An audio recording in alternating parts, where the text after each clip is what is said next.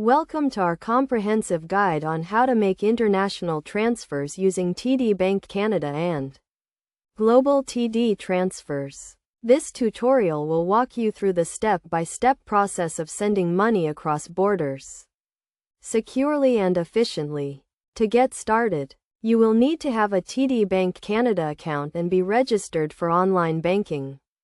If you are not already registered, you can sign up on the TD Bank Canada website.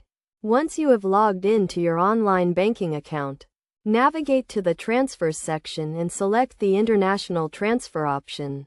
Next, you will need to provide the recipient's details, including their name, address, and bank account information. It is essential to ensure that the recipient's details are accurate to avoid any delays or issues with the transfer. You will also need to specify the amount you want to transfer and the currency you want to send it in.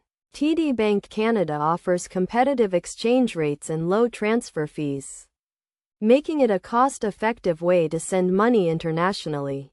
You can also take advantage of the Global TD Transfers network, which allows you to send money to over 200 countries worldwide. To initiate the transfer, simply follow the prompts and review the details carefully before confirming the transaction. You will receive a confirmation number and a receipt, which you should keep for your records.